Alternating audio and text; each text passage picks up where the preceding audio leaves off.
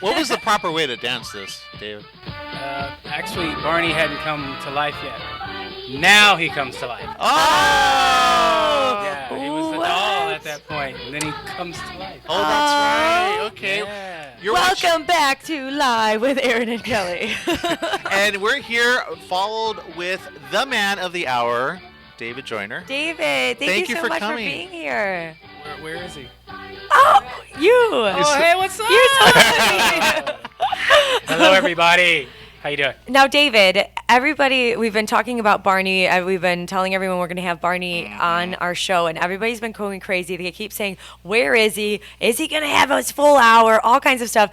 David, tell us what's going on. You were Barney. Okay, yes, I was Barney. Mm-hmm. And that's the funny thing. Everyone says, Barney, Barney, Barney. You are Barney. It's like, no.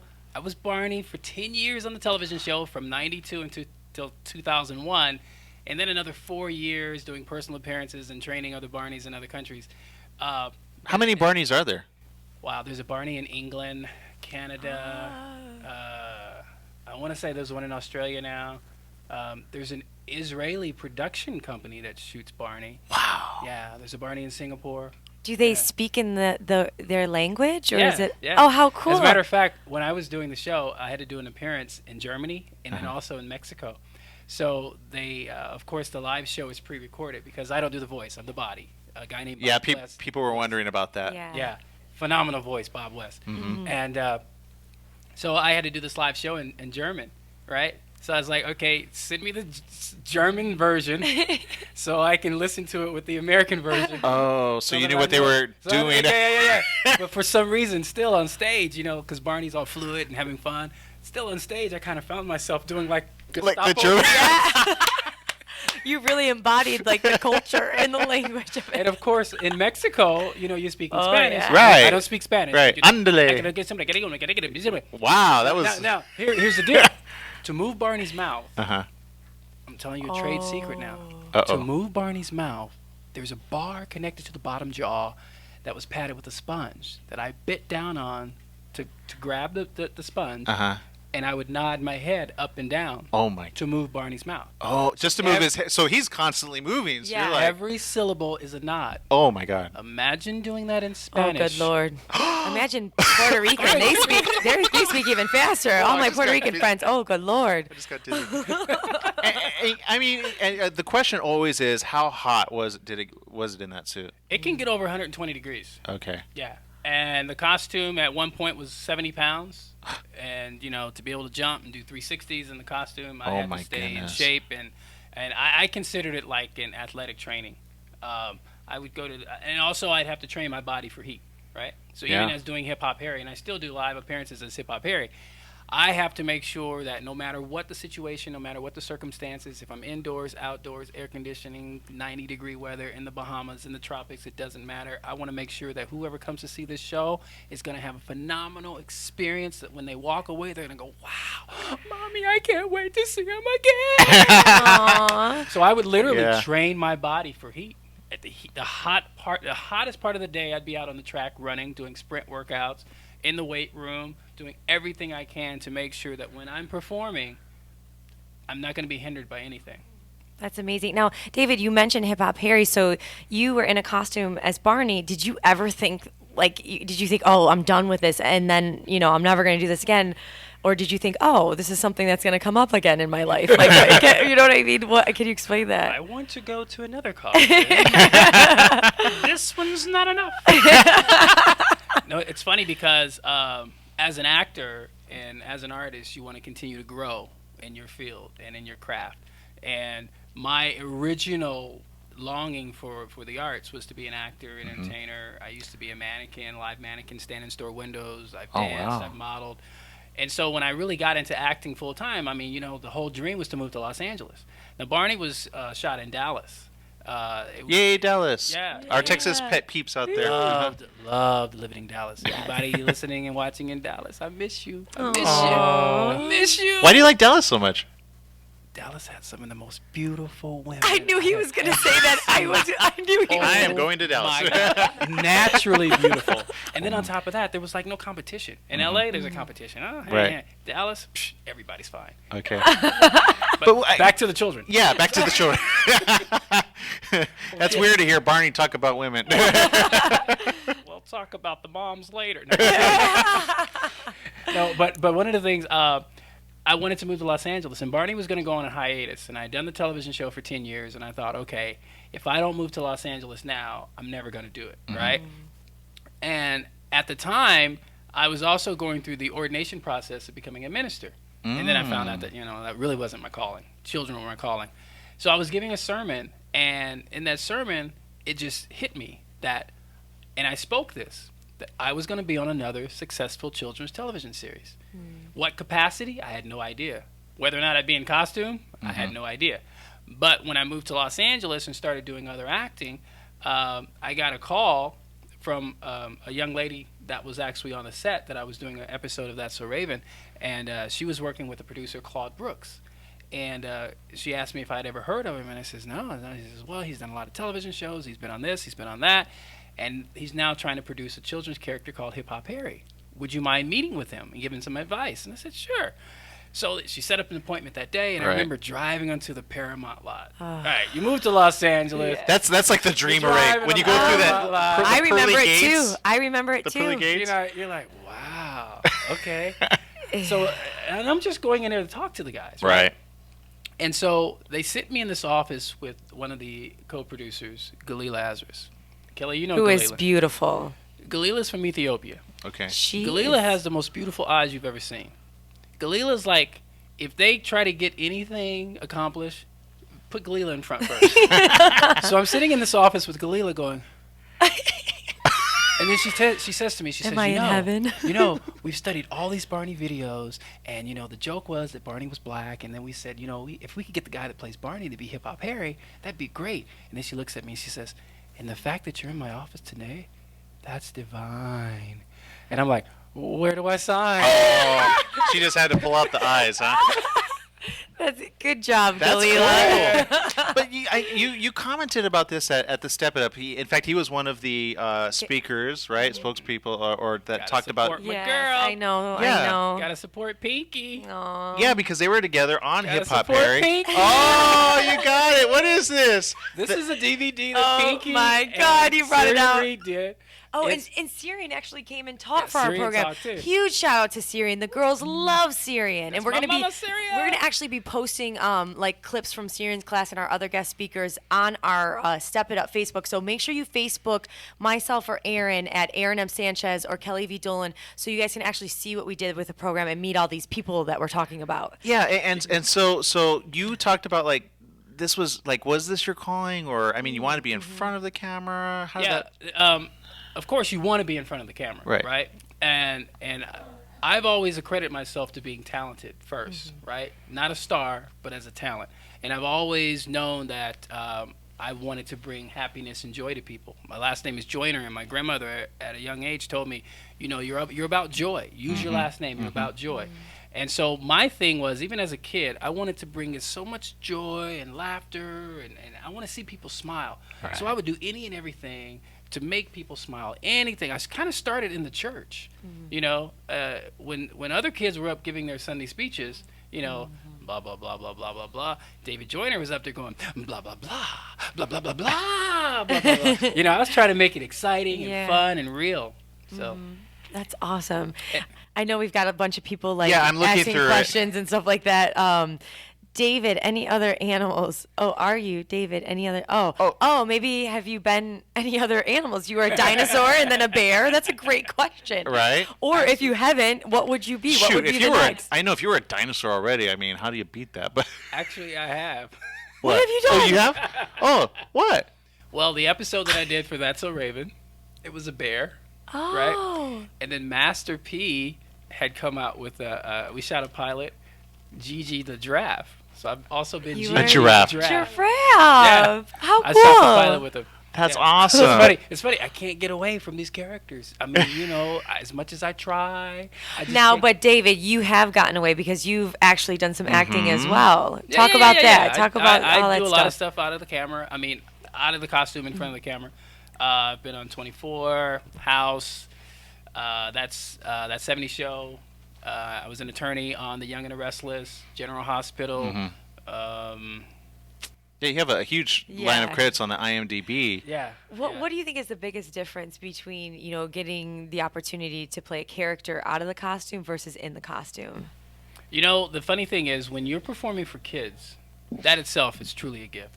Because one of the things that I always do is, even before I get in costume, I always pray and I ask God to allow His Spirit to flow through me, through the costume, and let that draw the kids. So it's very personal. It's very spiritual with me, right? And when I connect with people on a spiritual level, it takes it to that level.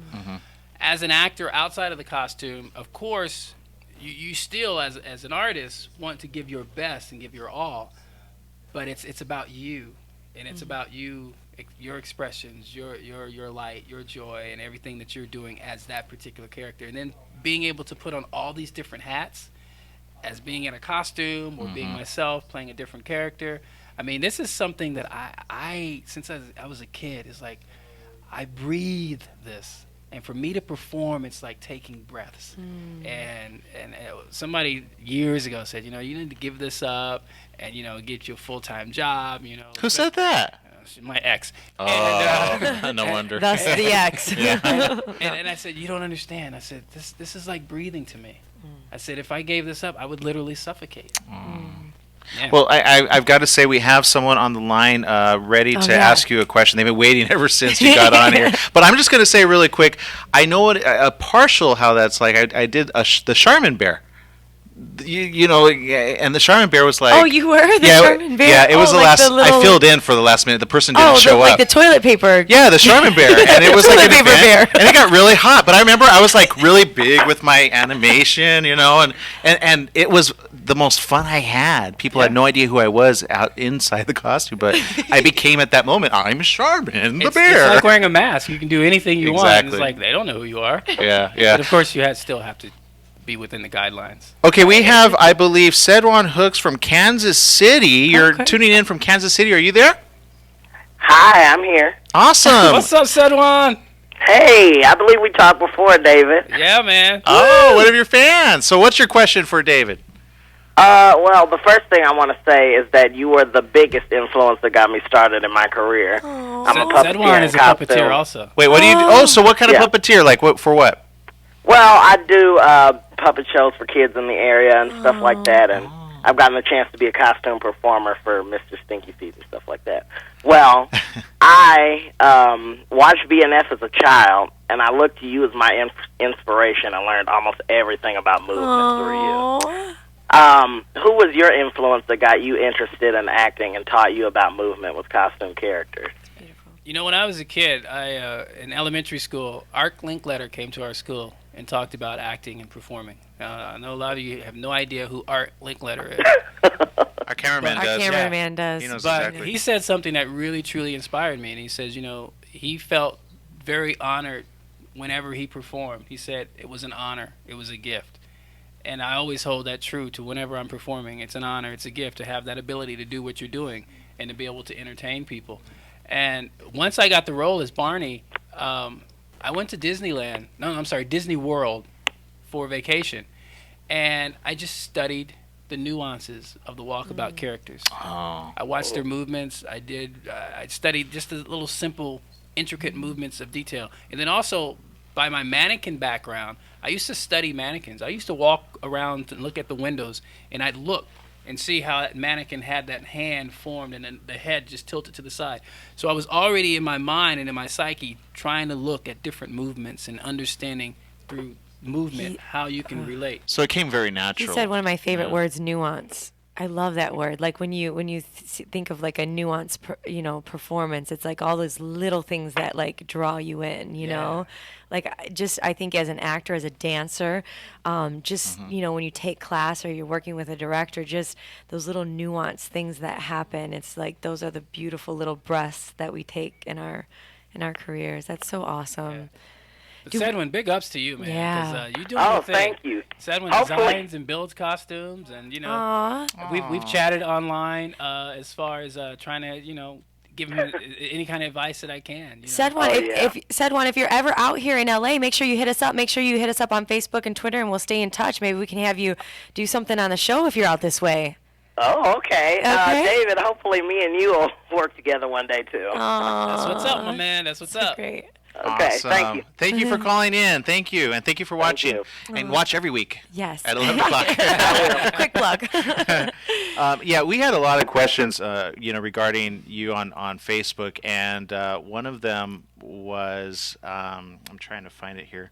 Oh, I lost it. Well, a lot of them were, again, once you were out of it, did you ever still become Barney? Do you still live him in other? Yeah, things? It's funny because not only was I traveling around singing "I love you, you love me," but you have to embody that, and you have to be that has to be innate within you. It's not like an actor getting on stage saying, "Okay, I'm going to go perform "I love you" now." Mm-hmm. So even as my travels around the world and doing whatever I did, that embodied me. And it's funny because after I stopped doing the character, someone told me, says, "No, you don't." My mom, my stepmom, she says, "You don't understand, baby. You will always be Barney." Aww. I said, "I haven't done Barney for years." She's like, "No. God gave you that. You will always be Barney." Yeah. That's beautiful. Here we go. Here are the comments. First of all, There's a ton Gabriela of 'em. Lopez de Dennis. She said, "Ha ha ha! Love the Barney dance." Gabriela, Yeah. step it up. Wendy Oriana said, "What did she say?" She said, "How much weight did you lose wearing the suit?" And tell him I said, "Thanks for keeping my kid happy and entertained. Aww. It may be a dumb suit, but it pays his bills." And by the way, she was commenting to somebody else that commented as a dumb suit. I'm sure you get the haters out there, right? You get haters, but you know what? How can you hate on something that's spreading love? Look at this. It represents love. Barney was love. Like, there was nothing.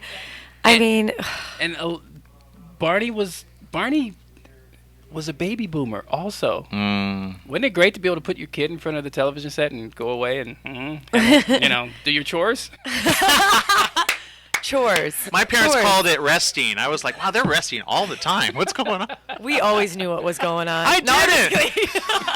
But to answer the question, I really never lost weight because, like I said, I'd make sure my body was conditioned like an athlete. And being inside the costume, it was almost like doing aerobics constantly. Mm-hmm. So you're constantly building muscle.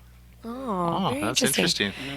Do we have to go to commercial, or are we going to keep going? What are we going to do? You know what? We have to go to a very quick 1 minute break. We're just going to do a 1 minute break, get our sponsor, Eurofam. Eurofam is here. Eurofam, thank you so very much. Again, for women that want to go to the restroom. Yes, when you just that must have been hard if you had to go to the restroom. Go and you need to go. But what if you were like, here you go. I don't even want to ask that question. How do you transfer from? There's some stories. Oh Lord. We'll talk about a story right when we come back. I love you, you love me, we're a happy family.